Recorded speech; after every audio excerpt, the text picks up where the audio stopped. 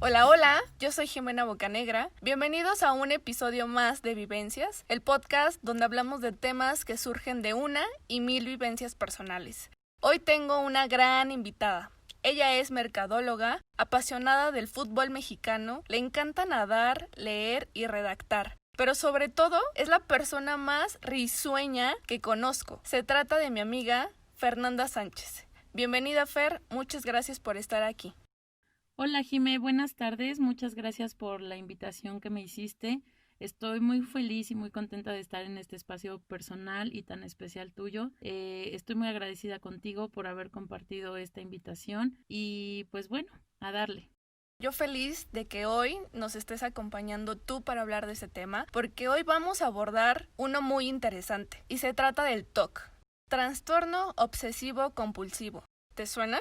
Seguramente lo has escuchado o conoces a alguien que lo tenga porque es una de las 5 enfermedades psiquiátricas más frecuentes en la sociedad. Y se preguntarán, ¿por qué hablarán de este tema? Y es que la respuesta es que a Fer le diagnosticaron TOC desde hace 7 años. Pero antes de conocer su vivencia, es importante hablar de este trastorno. Y es que el TOC puede manifestarse durante la infancia o incluso la adolescencia, porque su evolución es muy progresiva. Aunque también puede presentarse de forma repentina, por estrés o algún acontecimiento importante que provoque desencadenarlo.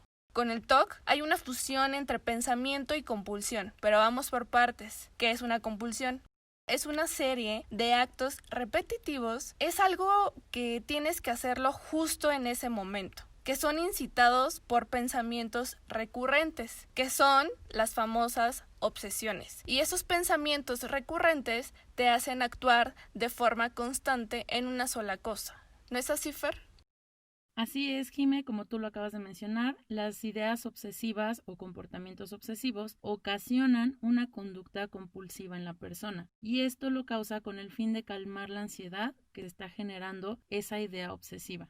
Exactamente, Fer. Y es que esas conductas se transforman en rituales que se pueden ver un tanto exageradas, como por ejemplo está la intolerancia a la incertidumbre. Todo tiene que estar bajo tu control, como única vía de encontrar tu propia seguridad. Un claro ejemplo para este punto es querer organizar la fiesta de tu sobrina y tú ser la que haga la comida, ponga la música, compre la piñata, compre los dulces para la piñata, rente las mesas, las sillas, etc.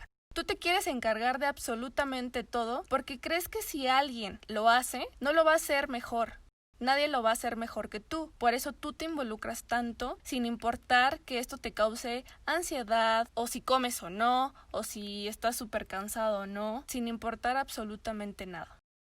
Así es, Jimé. Otra conducta es la sobreestimación de la amenaza y esta se magnifica la probabilidad de que haya una catástrofe. Un ejemplo es pensar que en el momento en que te subes a un carro que tú no puedes controlar, un carro ajeno de algún amigo, de algún familiar, y tú no lo estás manejando o no estás con la persona indicada o acostumbrada a la que maneja ese carro, tú empiezas a estimar la amenaza. ¿Qué quiere decir? Que empiezas a tener pensamientos muy obsesivos en el hecho de que dices voy a chocar, va a pasar algo, voy a tener algún accidente, ahorita nos vamos a volcar porque no sé cómo maneja esta persona, no sé si tenga la prevención que otras personas las puedan tener y vamos a pasar algo, o sea, va a pasar una catástrofe, vamos a chocar, vamos a volcarnos, muchas cosas de este tipo empiezan a pasar por tu cabeza y eso es la sobreestimación de la amenaza que nosotros generamos con nuestros pensamientos.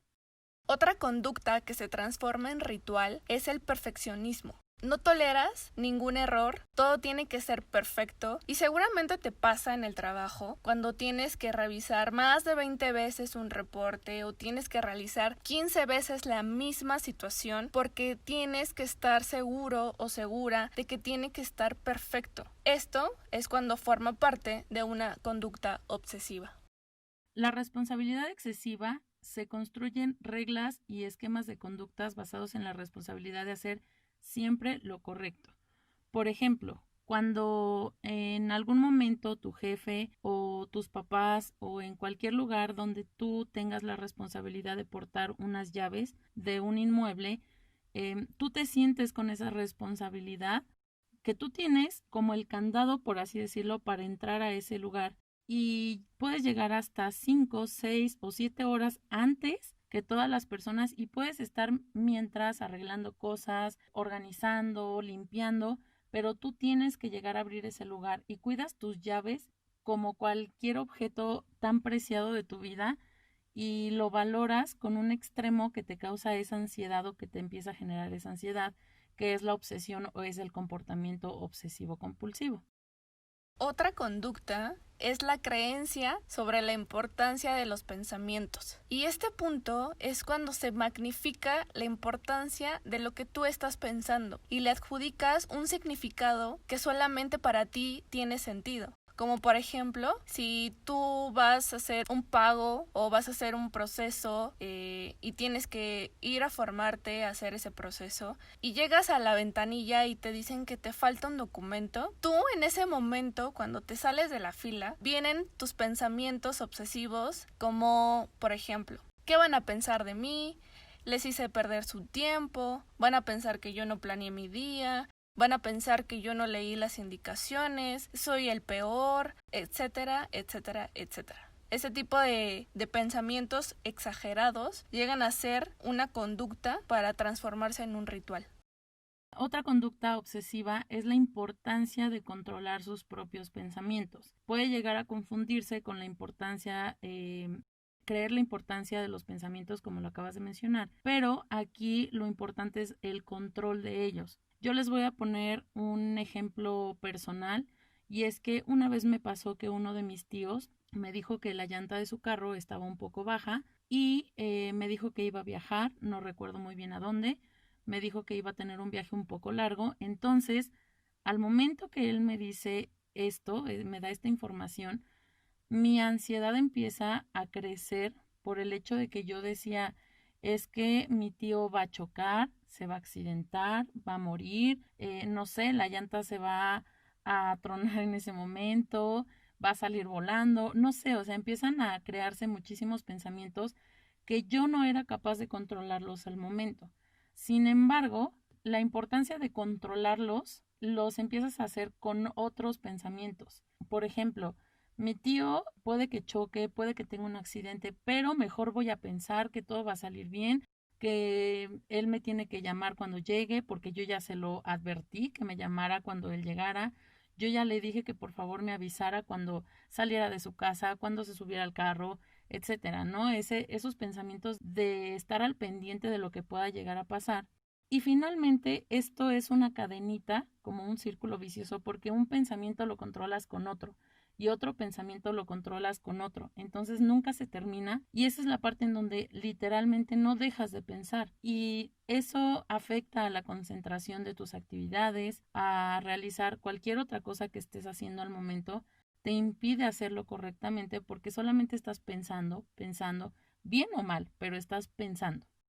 Exactamente, Fer. Y es que la última conducta es la rigidez de las ideas. Son esas ideas que nadie te puede cambiar de opinión, sin importar cualquier argumentación que te den, ¿eh? Y esto se vuelve un medio para adquirir tu propia seguridad. Un ejemplo de esto podría ser que tratas de convencer a un amigo o a un primo que está organizando la cena del año o la fiesta del año para que él invite a las personas que tú conoces para que tú seas la única o el único que te sientas seguro. No las quieres invitar precisamente como para que todos se conozcan, simplemente las necesitas ahí para tú sentirte cómoda en ese lugar y con más personas que no conoces. Y de estas conductas son generadas por algunos pensamientos obsesivos. Fer, platícanos cuáles son estos tipos de pensamientos obsesivos. Uno de los tipos de pensamientos obsesivos es el impulso. Estas personas se caracterizan por ser agresivas y tienen un miedo a causar daño a las personas más cercanas o a las personas que los rodean. Otro de ellos son las fobias y estas se demuestran con un temor que es irracional. En este ejemplo les voy a dar el temor a contaminarse al momento de tocar cualquier superficie o ser tocados por alguna persona ajena a ellos, ajena a su vida, o por ejemplo cuando tocan no sé, los tubos del autobús o de los camiones o de las combis, o están en un lugar que no es donde ellos tienen la limpieza bajo su control, Ellos determinan esa parte como una fobia y ese es su pensamiento obsesivo. Otro de ellos son las ideas y esta se manifiesta en una obsesión por el orden. La limpieza, el transcurrir del tiempo, las formas en acomodar las cosas, ya sean verticales, horizontales o lineales, hasta encontrar la famosa armonía en el espacio, y lo pueden hacer tantas veces lo crean necesario. Esta característica es una de las que yo padezco o yo tengo. Siempre quiero estar como poniendo las cosas en orden y todas las personas me llegan a preguntar por qué tanto el orden. Yo siempre digo, es que tiene que haber armonía en el espacio, ¿no? O sea, es mi justificación ante mi pensamiento obsesivo. Y por último, las dudas que les lleva a comprobar todo de forma reiterada. Creo que es uno de los comportamientos o pensamientos que más conocemos acerca del TOC, ya que son las formas en que se comportan frente a un problema o alguna catástrofe, ya sea al revisar la puerta 2, 3, 4 veces, la llave del agua que esté cerrada, la llave del gas que no esté abierta, que las ventanas estén cerradas, y que todo esté perfecto para evitar algún problema o una catástrofe a futuro. Ahora sí, escuchando los tipos de pensamientos obsesivos y las conductas que desencadena el TOC, quiero que por favor nos platiques tu vivencia con este trastorno. Claro que sí, Jimé, con gusto les voy a comentar mi caso o mi vivencia. Y es que desde que yo era niña o adolescente, yo era una chica normal, yo no tenía ningún problema, yo nunca había identificado como tal esta parte o este trastorno y entonces dejé que pasara el tiempo, como todo niño. Me preocupaba más por jugar, por sentirme a gusto, por querer ver caricaturas, etcétera, ¿no? Entonces, pasando el tiempo durante mi adolescencia, recuerdo muy bien en la secundaria aproximadamente, cuando yo tenía alrededor de 12, 13 años, tuve, no sé cómo decirlo, si la buena suerte o algunos lo verán como una parte extraña o mala. Mi mamá es una mujer o una persona muy estricta, es bastante estricta conmigo, más en la etapa de la adolescencia, creo que fue el momento que ella fue todavía más estricta en cuestión de mi limpieza personal, del orden en mi recámara, de mis cosas personales, etcétera. Yo recuerdo muy bien que ella, si llegaba a ver algún manchón en mi hoja, en mis tareas, en mis trabajos de la escuela, faltas de ortografía o algún errorcito que ella le encontrara, era de no nada más corregir el error, quitar toda la hoja, quitar toda la tarea y Fer lo tenía que volver a hacer, ¿no? Entonces, todos estos hábitos me fueron orillando a sentirme también responsable conmigo misma, de querer entregar las cosas bien. La parte de mis tareas fue como el momento en que yo empecé a notar que tenía que tener una responsabilidad extra sobre mi vida personal. Otra situación u otro ejemplo parecido fue en la parte de mi recámara o mis cosas personales. Yo recuerdo que si mi mamá llegaba a encontrar alguna blusa, alguna playera mal doblada o mal acomodada, no era bajar una blusa, ni era bajar dos ni tres, era bajar todo el closet completo, mochilas, zapatos, chamarras, sudaderas, blusas, playeras, bajar todo y todo se tenía que volver a doblar, a acomodar, a desarrugar y a poner en su lugar, ¿no?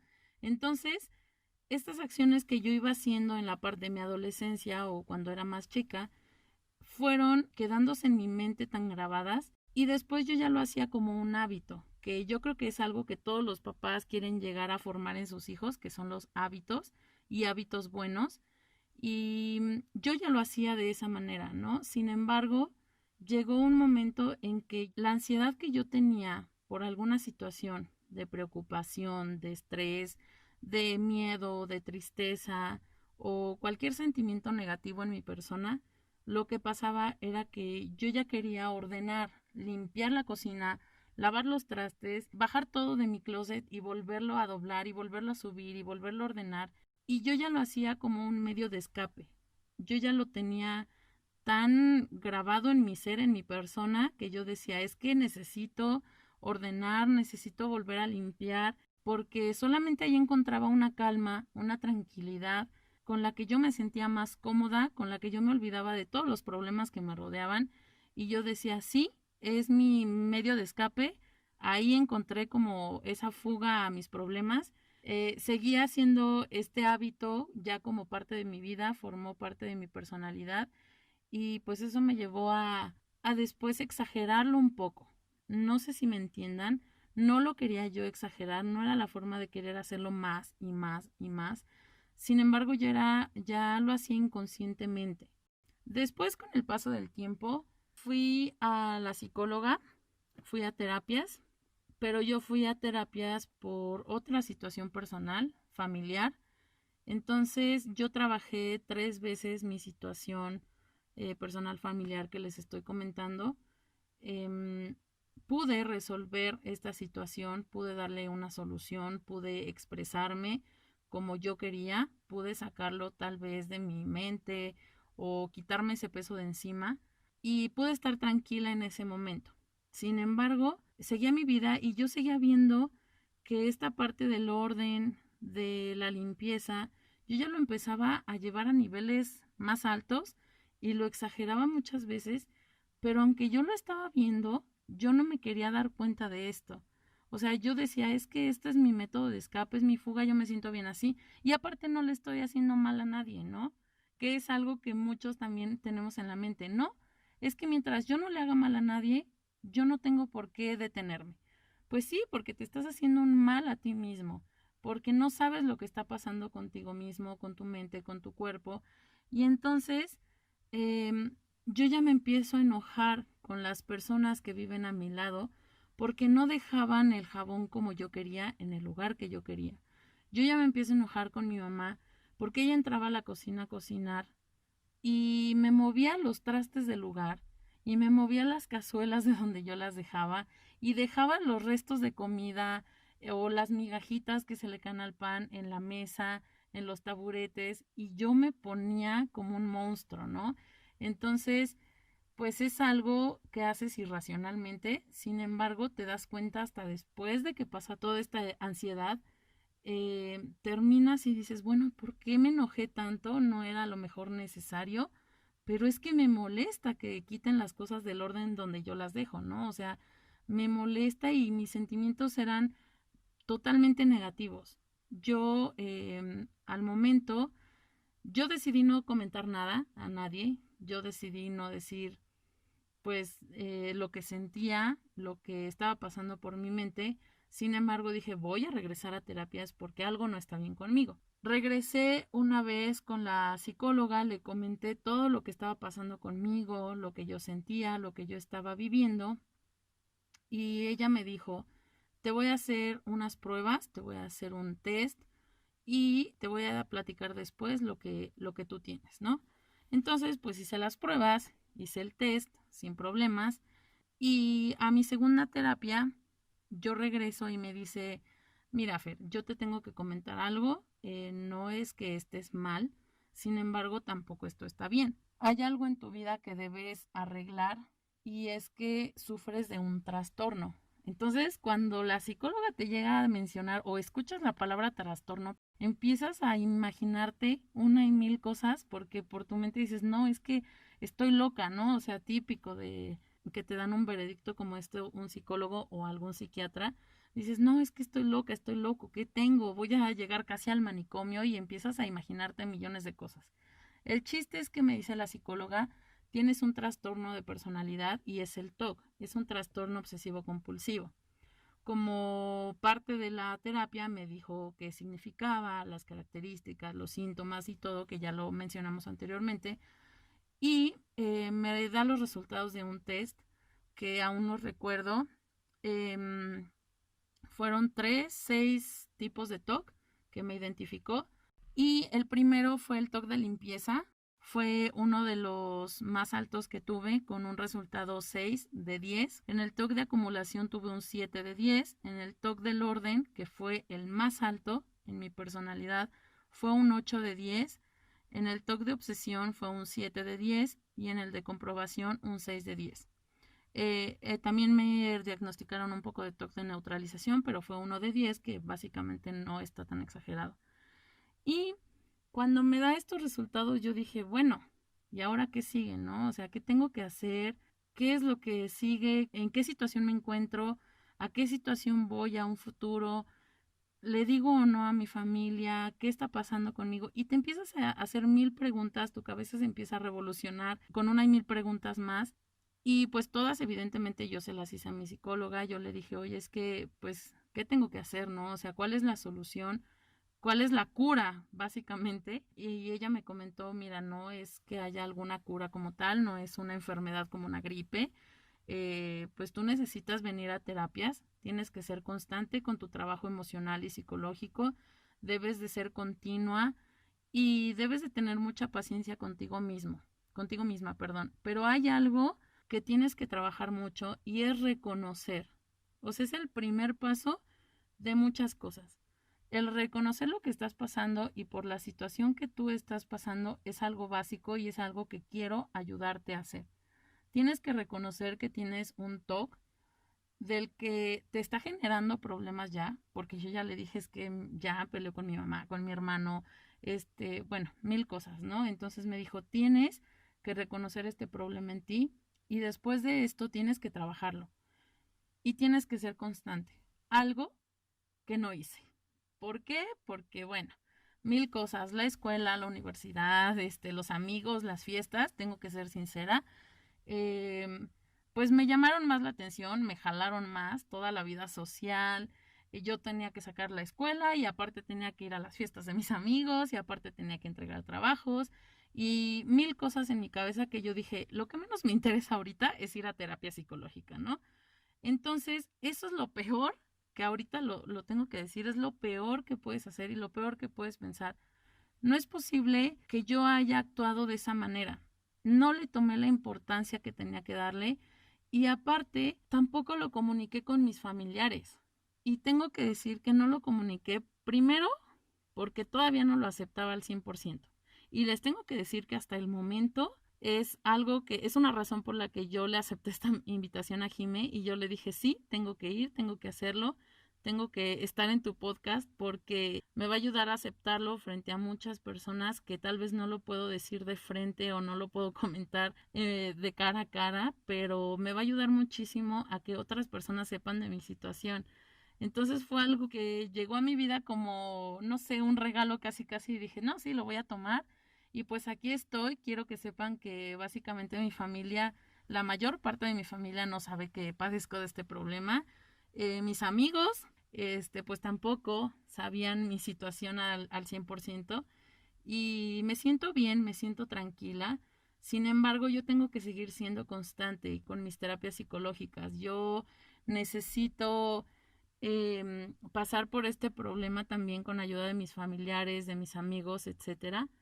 Y pues, bueno, es algo que lo tengo que trabajar, que lo tengo que, ya lo reconozco, o sea, es algo que con lo que ya vivo. Sin embargo, sigo teniendo problemas. ¿Por qué? Porque en mi vida diaria me sigue afectando en muchas situaciones, con mi familia, con las personas con las que convivo, en mi trabajo, porque yo soy de las personas que orden, armonía en el espacio, todo derecho, todo bien, todo puesto en su lugar. Y si no, ya te estoy gritando y ya estoy azotando las cosas y bueno, mil cosas que me generan problemas porque, bueno, los demás qué culpa tienen de sufrirlo. Sin embargo, quiero decir que está muy padre que tu familia o tus amistades o las personas con las que convivas continuamente se quieran acercar un poco a ti y te digan, ¿en qué te puedo ayudar? Dime cómo te ayudo a mejorar tu situación, a que no te molestes tan seguido. A, si tengo que ordenar las cosas, digo, no lo voy a hacer seguido, pero dime cómo quieres que lo haga, qué sientes. Me gustaría ir a lo mejor a alguna sesión psicológica contigo para yo preguntar a la psicóloga cómo puedo ayudar a una persona como tú con este problema, ¿no? Eso es algo, eso es un detalle que las personas que rodean a las personas con este problema ayuda muchísimo. O sea, casi casi te lleva a la luz porque ya te sientes más libre y ya dices, bueno, él sabe o ella sabe que lo tengo y aparte me está ayudando. Entonces, sientes un apoyo extra y no te sientes solo y no quieres apartarte de la vida y no quieres meterte a la recámara como yo lo hago. la mayor parte del día, porque los demás lugares están en un vil desorden, ¿no? Uno de mis mayores problemas es ese. Lidio mucho en mi casa con los lugares sociales, y así los podemos decir, que son la cocina, la sala, el comedor, el baño, porque pues todos estamos en esos lugares, toda la familia nos encontramos en la cocina, en el comedor, en el baño, y para mí es complicado. Entonces lo que hago es esquivo mi realidad, y les tengo que decir que todavía no puedo yo darle solución a esto, porque yo esquivo mi realidad, aunque ya acepté tener este problema, esquivo mi realidad y digo, no, mejor me encierro en mi recámara todo el día, no salgo, y hasta en la noche que todos se van a dormir, yo puedo salir y puedo ordenar las cosas como yo quiera y puedo volver a limpiar cuantas veces yo necesite hacerlo y me puedo sentir tranquila, ¿no? Entonces, esa parte ha sido de mi vida con este problema, ha sido muy difícil, sí, y más porque yo decidí, nadie me obligó, yo decidí llevarlo sola, yo decidí callarlo de cierta manera, no expresarlo, pero sí tener problemas con mi círculo social. Entonces, ese es el problema que hasta ahora me persigue, ¿no? Mi famoso monstruo del TOC que todavía traigo en la espalda y que no me deja porque, pues bueno, vivo con él y voy a vivir el resto de mi vida con él. Ay, no inventes, pero ya no sé ni qué decir, la verdad. Qué valiente de contar tu vivencia de esta forma. Y es que confirmo la parte en que comentas que muy pocas personas saben que vives con TOC. Yo que te conozco ya que unos 18 años, más o menos, y me acabo de enterar, ¿no? Hace un mes. Y es algo que, para serte sincera, yo no lo vi mal nunca consideré que tus acciones que hacías anteriormente fueran anormales. Al contrario, yo notaba mucho que guardabas todos tus artículos en diferentes bolsas. Incluso en algún momento de la vida te llegamos a decir bolsitas, o yo te llegué a decir bolsitas. Pero ahora que te escucho platicar de tu vivencia, me arrepiento de decirte así, porque en ningún momento quise que fuera a herirte ese comentario. Y sin embargo, uno a veces, por ignorancia del tema, suele agredir de forma directa o indirectamente a las personas que tienen este trastorno, que sin embargo detectarlo cuesta a veces trabajo, porque algunas acciones llegan a ser normales para unas, pero en la medida en que uno se da cuenta que ya son de forma obsesiva, te cae el 20 que tienes que hacer algo al respecto, cosa que tú hiciste y que creo que lo hiciste en un buen momento, porque no creo que todos vayan al psicólogo en cualquier momento en que notan que algo no va bien en sus vidas. Y es que a lo largo de tu vida yo sé que muchas personas te han tachado de exagerada por tener este tipo de acciones y te juzgan sin saber por lo que tú estás pasando, ya que para los ojos de quien no lo tiene, le parece bien que la primera persona en llegar al trabajo sea la última en irse, sin ponerse a pensar si tiene la conducta excesiva del perfeccionismo, que lo comentamos anteriormente. Y es que el hecho que sean acciones tan habituales llega a confundirse con simples manías, y no es lo mismo. Y es por eso que quiero recalcar que para determinar si tienes TOC o no, se requiere un diagnóstico médico. Así que por favor, antes de hacerse ideas, los invitamos a hacer un poco de introspección y detectar ciertas actitudes para que después se acerquen y pidan ayuda. Porque cura no tiene, solo, como lo dijiste, resta aprender a vivir con TOC toda tu vida y abrazar ese monstruo que llevas cargando desde hace mucho tiempo, que la verdad ya diste un gran paso al exponer este tema que se tiene que hablar, y que creo que esto que estamos haciendo ahorita te va a ayudar a que las demás personas sean un poco más conscientes y que neta se acerquen a ti y te pregunten cómo te puedo ayudar, ¿no? Y perdón por si en algún momento llegué a hacer una broma de mal. Pues sí, una broma de mal gusto o mis comentarios cero asertivos en aquel momento, pero Fer, quisiera que nos compartieras algunas recomendaciones para los que quisieran saber un poco más del tema, porque es inevitable que hagamos a un lado este tipo de trastorno.